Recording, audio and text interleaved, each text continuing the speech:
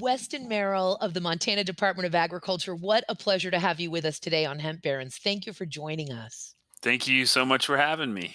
What a leading role Montana is taking in the reemergence of this versatile, valuable crop, not just because of the tremendous support by the Department of Agriculture, for which you are the marketing officer, and for your legislators, but also U.S. Senator John Tester has been such a hero. And in particular, you have some real industry leaders there at IND Hemp, the Elliott family. Yeah, we do. We are super fortunate to have them here in Montana. I think Montana definitely attracts those type of people, which is super exciting. They see the potential that's here and the type of people that are farmers and ranchers and industry folks are here. Definitely creates an inviting environment. Big Sky country is ag country. It's farming country. And what a thrill it was to be visiting the IND, both their oilseed and fiber fields, hundreds of acres in Montana, and also the incredible facilities to process that long, strong, valuable stock, as well as processing grain. And that's where we got an opportunity to meet you. Thank you so much for joining a real select group of about 44 people were invited. I think around 30 of us showed up for that tremendous under the hood, as the Elliott family called it, tour of those facilities, and really a summit of all of us industry leaders and your participation as well, getting together to talk about challenges, opportunities, strengths and weaknesses as we navigate this emerging crop together. Yeah, I was super excited when they extended the invite. It was kind of quick turnaround for me, but that's what I love about my job is the ability to be flexible. So super excited to be there, and it was a very impressive to see like you said, the types of leaders and folks from across the country whose eyes, were on Montana, and especially at that occasion in Montana to talk about those challenges and opportunities in the hemp industry. So fantastic. And let's get right into it. There's something unique about Montana's hemp laws that is not shared, unfortunately, with the other 49 states or even at the federal level. And that comes down to companion animal feed, which I want to distinguish, of course, from what we would call ag feed, where we're talking about livestock and poultry and animals that we would eat. Because, of course, here in this developed country, we have quite a process, not only for approval of foods and dietary supplements that go into human beings' mouth, but food and dietary supplements, although not that we have a category of dietary supplements, they're sort of considered food for animals, but a massive process for what goes into animals' mouth, and particularly animals that are later consumed by humans. That's the FDA Center for Veterinary Medicine, and then, of course, AFCO. And we do not yet have a single hemp ingredient, and I'm not even touching cannabinoids or hemp extract. I'm talking the straight up, that beautiful nutrient dense hemp grain, the hemp seed, which has such incredible bioavailability of protein and an incredible profile for omegas 3s and 6, these polyunsaturated essential fatty acids, and many, many other minerals and vitamins. But we do not have a single ingredient of the many that can be processed and produced from the hemp grain or the hemp seed for even a single species yet. And as you well know, the Hemp Feed Coalition in February just submitted its first application to AFCO and the FDA's Center for Veterinary, I think it's medicine. We will please correct me if I'm wrong on that. Now look it up real quick in case I'm getting ahead of my skis here. But that first application, which was for hemp seed cake or meal for the laying hen. So folks who listen regularly to my show understand that we need an application per ingredient per species in order for that ingredient then to be lawfully put into ag feed in the United States. We're in that process now, just starting. But in Montana, with again the support of your legislature and I think with U.S. Senator John Tester and of course the Department of Ag, there is legal within the borders of that state to be able to use hemp grain products, and you'll tell me if other products for companion animal feed, meaning pets, cats, dogs, and horses. Could you elaborate on that, sir? Well, yeah. So I think what's exciting is we see that as the first step in the process, and the more we're able to normalize the use of hemp and hemp ingredients, the better it'll be for the industry. So it's that first step to getting markets for our farmers that grow hemp. And while I was not in part of that legislative process personally, our department testified on our hemp and hemp growers, and I really thank IND for being very pivotal in getting that legislation, bringing it forward. And I think our legislators here in Montana, who do a very good job of representing our state and the people within our state and our number one industry, agriculture, see that there's potential with hemp, and this getting it into companion animal products is just a first step in that process of furthering the industry and eventually getting it into ag feed. So important for the supply chain, for the economic stability of the farmers, and to keep those employees employed and those machines running, such as the one at IND Hemp for processing that grain, is to be able to feed these markets. And there's a tremendous demand for hemp seed oil, again, so rich in omegas 3s and 6s and many other nutritional benefits. But we do not have a huge developed market yet for hemp protein. And for the listeners who aren't aware, of course, when we process that hemp seed or press that hemp seed, um, we are left with seed cake or meal that's coming out on the other end. That seed cake or meal still has a tremendous amount of value. And of course, again, really the highest digestible protein of any plant or animal. Feed out there, but we mill that seed cake and then we get our hemp protein from it. But that market is not as developed. So what's happening, particularly without any approvals for the hemp seed or cake to go into the ag feed markets, is the hemp seeds going full time. We're pressing those seeds, we're feeding that hemp seed market, but meanwhile the cake is building up to pretty tremendous quantities. And so for Montana farmers, for Montana processors and business owners and entrepreneurs, wholesalers, distributors to be able to move that product in the companion animal feed industry within the state of Montana is just a tremendous boost to the supply chain and to those businesses. Don't you agree? I definitely agree. I think in agriculture, anytime you can add value, whether it's using a byproduct or whatever you're doing, that's what we are excited to see, especially from a state Department of Ag side, from the state of Montana side, to see value added happen in Montana. That is super exciting, and I think across the board, anytime you can do that, it's a win for your industry. So So much so, and I am happy to report that indeed it is the FDA's Center for Veterinary Medicine, and then AFCO, of course, being the Association of American Feed Control Officials, and it's both of those organizations that work together as these applications for a new ingredient for ag feed move forward. That's AFCO and the FDA's CVM. Now, I'm also seeing, and I'm not sure if you can speak to it. It's so interesting. I feel for because I work with regulators in various states throughout the country, and of course, the Department of Ag does what the Department of Ag needs to do. The Department of Health does what the Department of Health needs to do, and then we have, unfortunately, more misguided states that have brought in, their departments of alcohol and tobacco, as if that has anything at all to do with hemp grain, and various other things. But it looks like the Department of Agriculture in Montana also has a policy on hemp and CBD for animal feed. Anything that you are aware of with that, other than hemp and hemp-related ingredients that aren't allowed in animal feed, at least from the website here, or any that have added CBD or base, and of course, intoxicating THC. or cannabis derived products that meet a definition that, of course, exceeds what we are allowed to call hemp.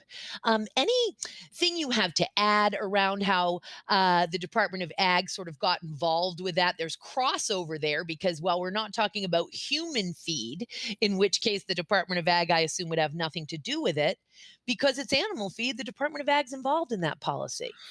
Yeah, that would be one that I am not, in my shop in the marketing side, I'm not super familiar with Of or course. work much in that side of things. So I'd better not comment because that's not in my Smart. wheelhouse.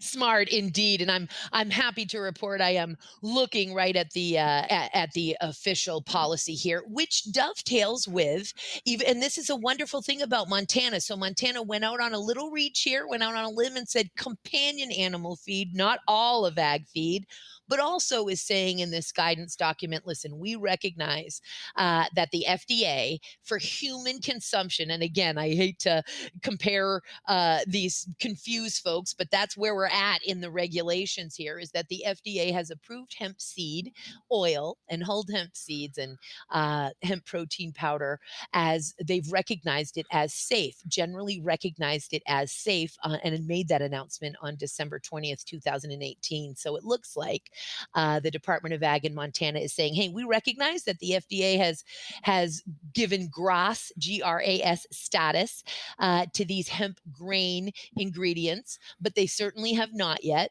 approved anything as it relates to CBD other than a drug, and that appears to be that's why Montana is staying away from it. But the bottom line for us and the purpose of this interview is wow, thank you so much to Montana for opening up that particular market for the businesses and the stakeholders within Montana. I think it's going to set a tremendous example and really show and deliver on the promise of hemp, particularly in conjunction with the stakeholders that you have there, again, being IND Hemp and incredibly experienced farmers in the grain industry. Could you speak to that for us?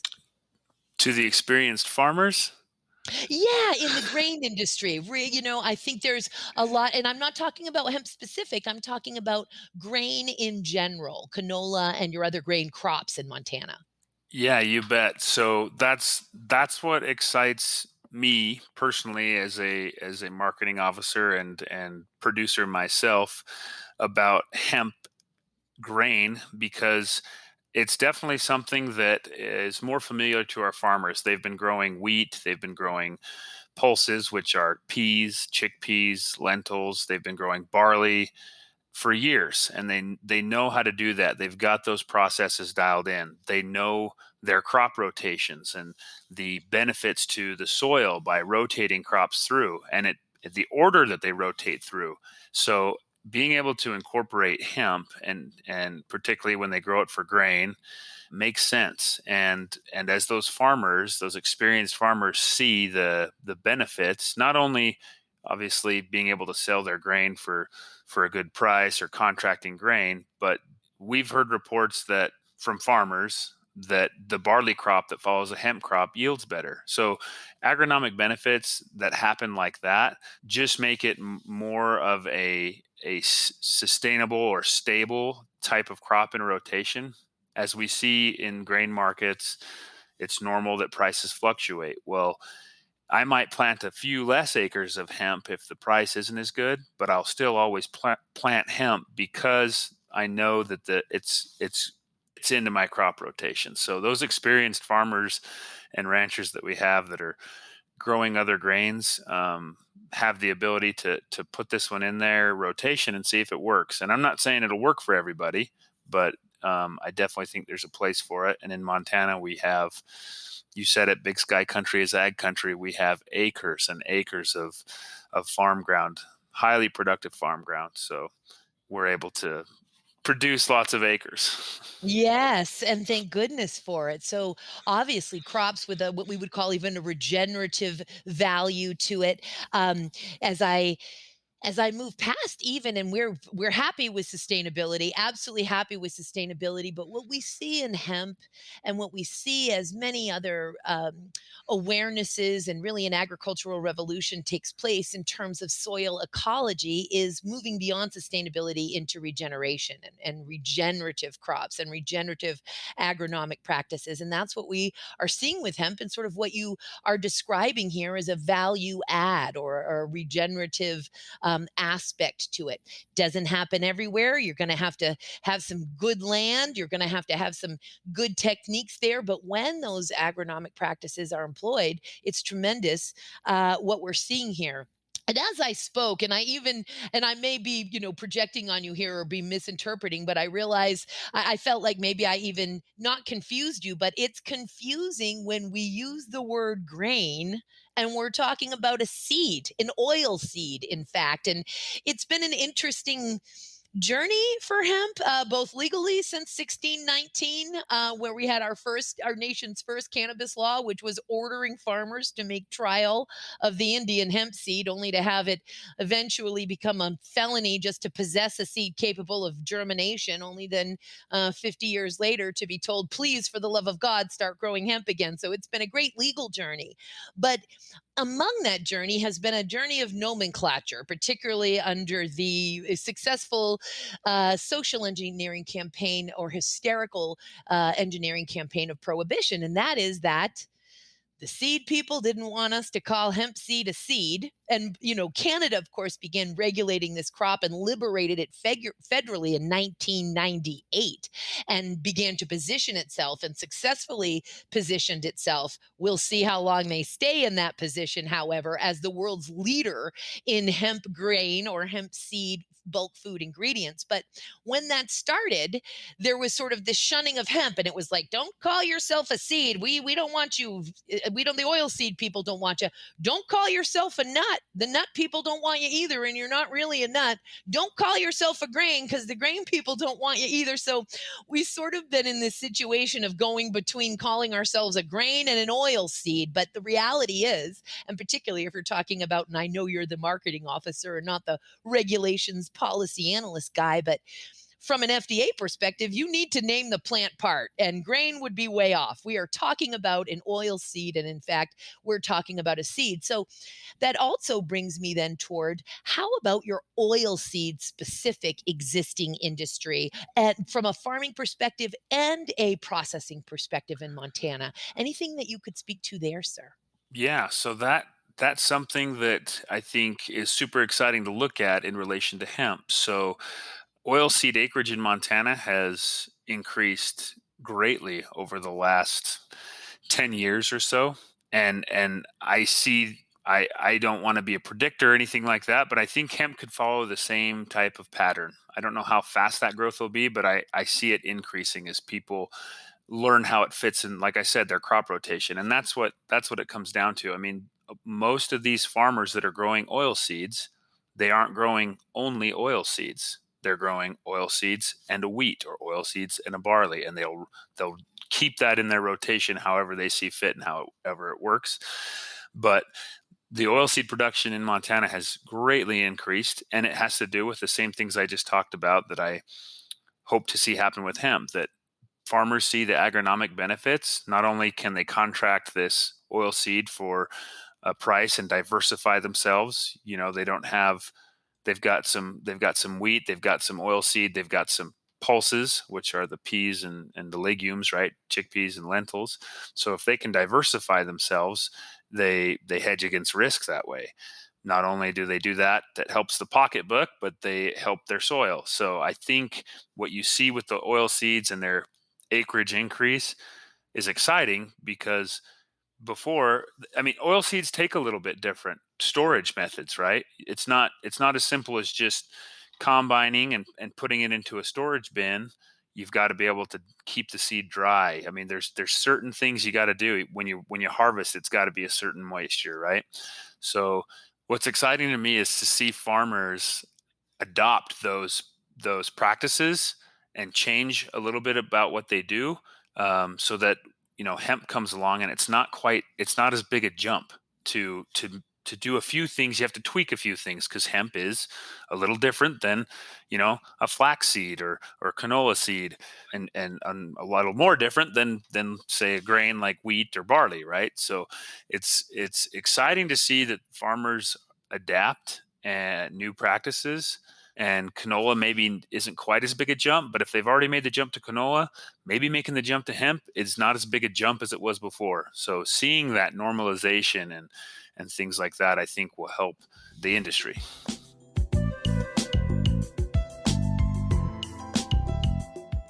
Absolutely, no doubt about it. And in fact, I have a proud, very small but proud ownership interest in Colorado Hemp Works, which is our nation's first post-prohibition hemp grain processing facility.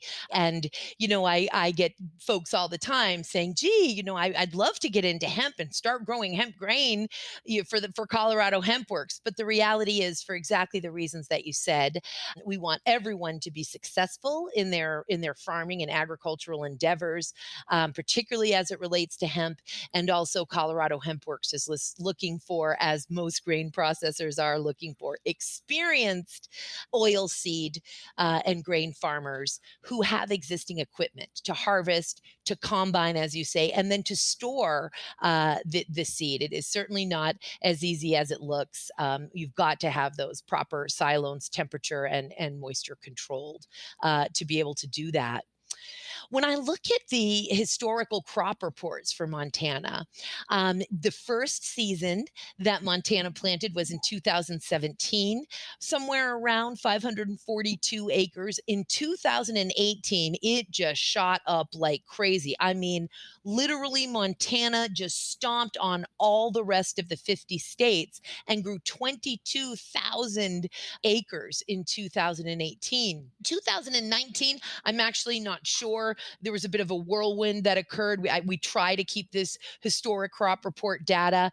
And then in 2020, it looks like about 14,000 acres were planted, but only about 3,700 of those acres were harvested. And that came from the Department of Ag from Montana.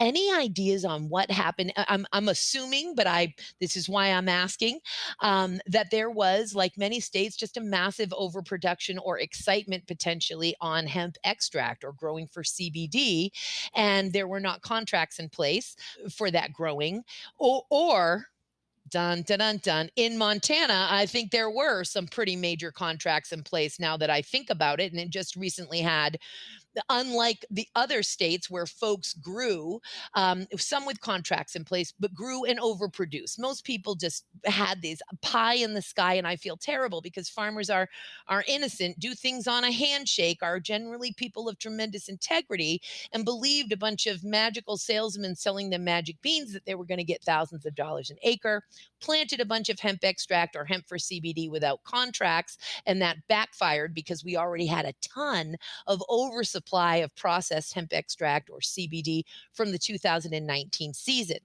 Having said that, getting back into Montana specifically, and I know while we were there the very day you and I met at that tremendous event at IND Hemp, it was announced in the paper that very day that the second largest award, a litigation award in the history of the state of Montana, had gone out, some $65 million, to four different hemp farmers who, in fact, had grown hemp for CBD and had not been paid. And this $65 million judgment was made on behalf, in favor of those plaintiff farmers against those contract holders. Now, I've put a lot out here. I'm not even sure you or I know what my question is yet. I guess what I'm saying is 2017, excellent, did some variety trials, fooled around with hemp, did it responsibly, like responsible farmers would in Montana, and grew 542 acres. 2018 went nuts all the way up to 22,000 acres. By the way, I think there was a lot of grain that year. Not sure what happened in 2019. And in 2020, licensed about 14,200 acres, most of which was planted between greenhouse and outdoors, but only 3,700 harvested. Anything that you can add about that fluctuation, and of course, to the extent you feel comfortable or even have the ability to discuss anything related to that tremendous judgment. Yeah. So the acreage, I think, was definitely, as you saw across the country, the excitement about the possibilities with CBD, everybody jumping in, overproduction, the oversupply causing a price crash, so to speak, definitely changed the landscape. I also think the learning curve being pretty steep, like you said, lots of farmers jumping in, possibly not doing enough research or just thinking, hey, I can grow this like anything else, or harvest it like anything else. I think that was pretty steep. But what's exciting for us at the Department of Agriculture to see is that through most of this fluctuation, the acres that did fluctuate were CBD acres, and where feel like Montana will hang their hat is on grain and fiber. And those acres have stayed fairly stable. So, planting wise, 2018, I don't have the exact grain acre for that one, but 2019, we had right around 10,000 grain acres.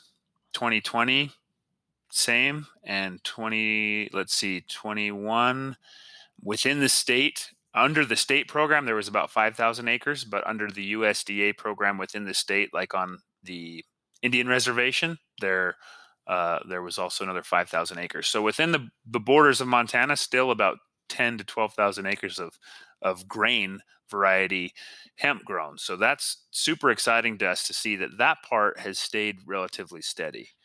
Very much so. And, it's fascinating because I have fell in love with hemp from the very first day that I learned about hemp. It literally, and the listeners are fatigued by hearing this story, just changed my life learning about it the day that I did. But it was for oil seed and fiber. And I've been oil seed and fiber girl since 1990, recognizing just the tremendous, not only the planetary and soil healing aspects of hemp and carbon sequestering aspects of hemp, but that it can improve so many of the products that we use: better paper, better textiles, better building materials, better biocomposites and energy and industry and fuel and sealants and coatings and pellets and charcoal. I could go on. Um, but we that's also where our economic stability again is going to be for the farmers, as well as the environmental stability feeding all of these markets. Even as 7 or so years ago, hemp extract hit us all, blindsided us oil seed and fiber folks.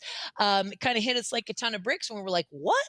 Extract cannabinoids from the leaves and the flowers of the hemp plant, and are so grateful for this sort of public health revolution, and for the fact that hemp extract is out there and that we are recognizing cannabidiol, that incredible, promising, non intoxicating compound found within the cannabis plant and in tremendous quantities within the hemp plant, because it's allowing folks to learn about all of the things that hemp can do and be. Now, I've been shouting from the rooftops, save the planet with hemp, and various forms of that, nuanced and modified forms of that over the decades. But there are folks who are very receptive to that.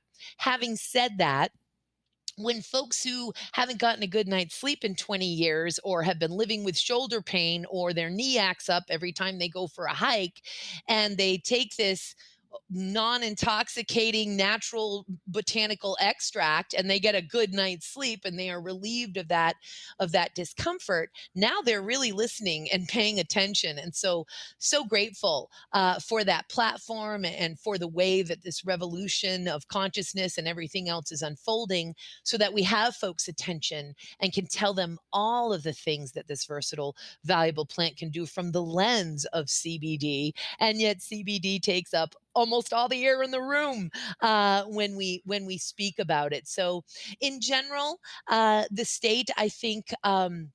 Montana really has its head on straight, recognizing the oil seed and fiber aspects of this plant above extract. But perhaps you have a better insight. What are your thoughts there from the farming perspective? So, from the farming perspective, a big reason why we get or feel like that Montana will hang its hat more on a fiber and a hemp seed or grain production is because that's what is familiar to the majority of our farmers. So, the farming practices and the way that you grow hemp for fiber or for seed is a lot closer and similar to a lot of the farming practices and things that the majority of our farmers are already doing. I do want to make sure it's clear too that we do very much support the growers that are growing for CBD, and we have Yeah. several very good ones, and they do a great job. Typically, what we see in Montana is a lot of those are smaller acreages, and they're a lot more labor intensive type harvests. And that type of system, for the majority of Montana farmers, doesn't fit what they do. So taking something like the grain or seed and fiber side and plugging it into what a farmer already does, just is it's less of a leap. I mean, being able to harvest hemp with what I already use to harvest canola, or to bale up hemp straw with what I already use to bale, those types of things. That's why the fiber and the grain fits. It fits Montana agriculture on a larger scale. It is, I use the term permaculture in the way that is supposed to be used, which is really systems that mimic nature. Nature adapts, nature is efficient, nature doesn't make mistakes. And so permaculture is really adopting or duplicating those systems found in nature. And what you're basically explaining is our farmers like to use their existing systems in order to be efficient and work with the building on the systems that they have. It's economic agricultural permaculture in its own form, and I think a lot of folks don't necessarily realize that for the most part, growing for hemp extract almost starts to look more horticultural. For hemp fiber, we're growing, and it's all very generally speaking, and it depends on your certified seeds and the type of varieties that you're growing. But generally speaking, hemp sown for fiber is very densely planted together, sometimes between 300 and 400 seeds per square meter, versus grain, about 100 to 200 plants per square meter. But when we're getting into extract hemp, we're talking about one plant per 1.5 square meters. So it really starts to become more horticulture in a way, even though some of these, farms are tremendous, but they're individually cared for plants. So a lot different than regular farming, or commercial scale farming that Montana is used to. Would you say something along those lines is sounding about accurate?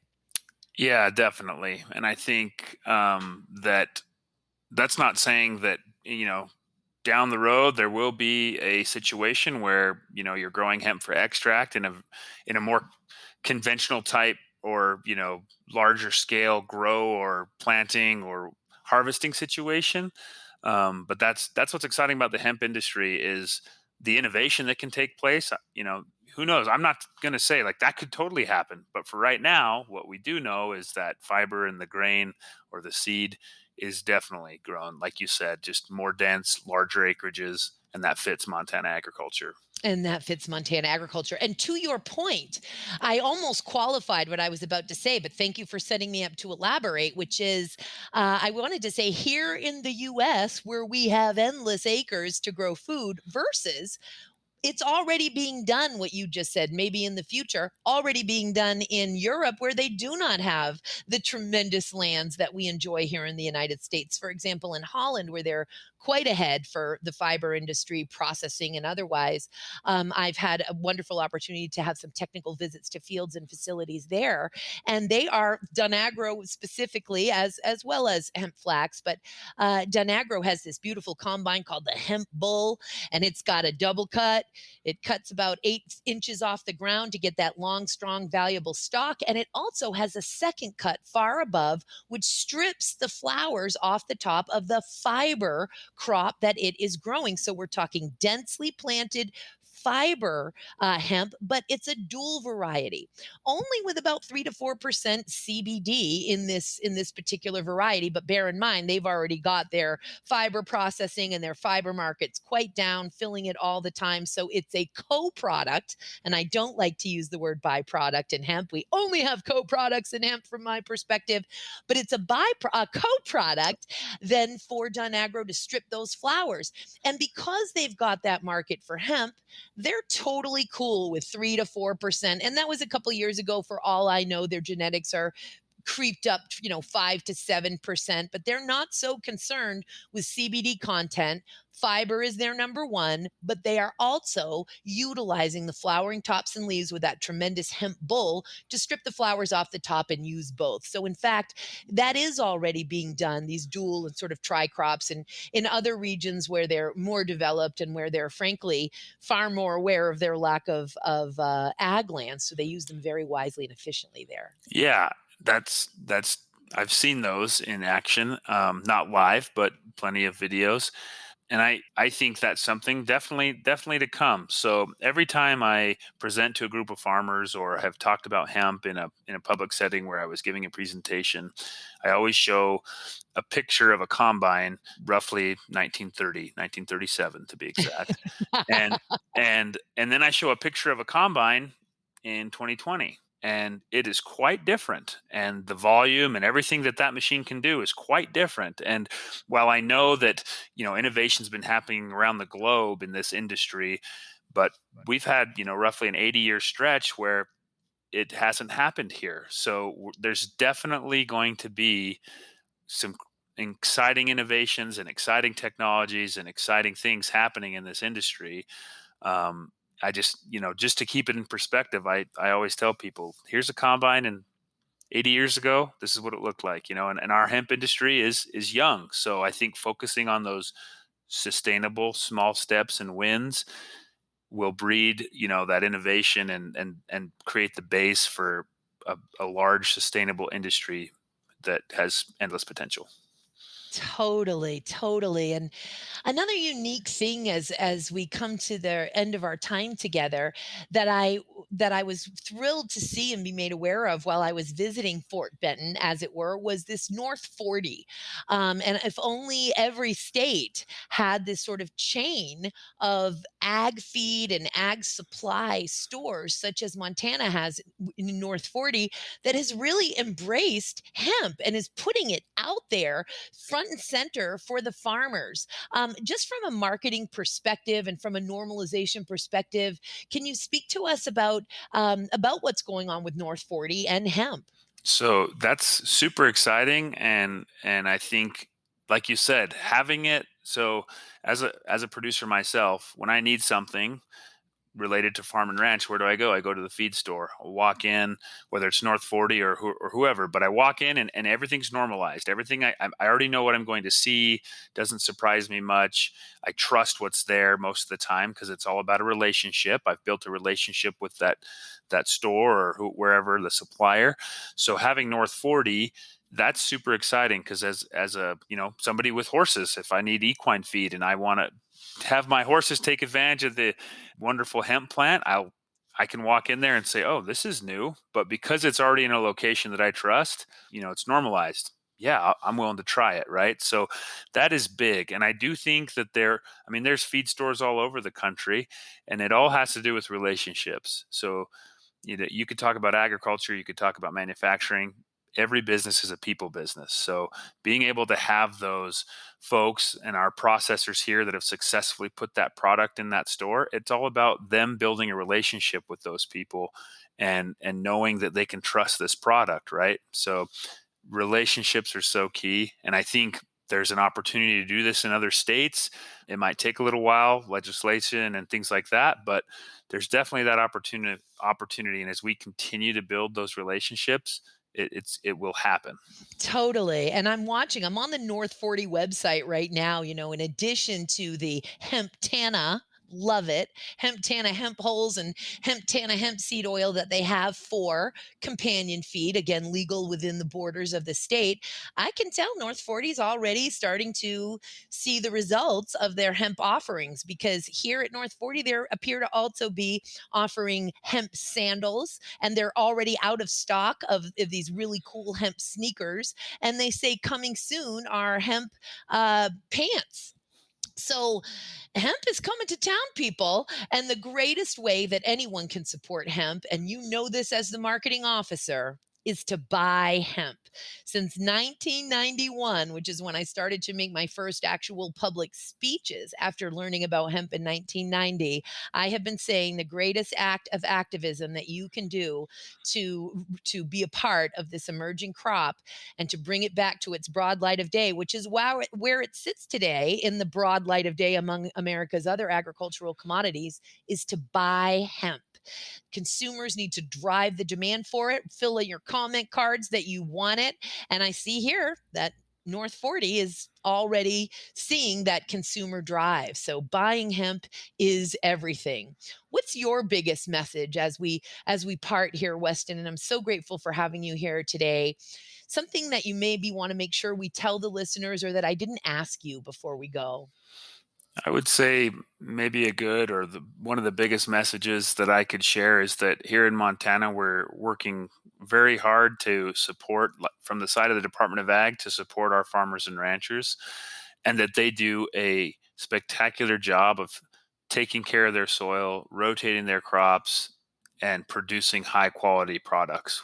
If it's canola, flax, wheat, barley, and being able to plug hemp into that system is super exciting. And when it's grown in Montana, you can hang your hat on quality. We are so excited for Montana and so thrilled that Montana has just jumped in with all feet, again, made this tremendous market for companion animal feed, and is really just taking the hemp world and the emerging hemp markets in the United States and North America by storm. Thank you for your part in it, and so much thanks to the Montana Department of Agriculture. So happy to have you with us today, Weston, and looking forward to our next encounter, brother. Thank you. Thank you.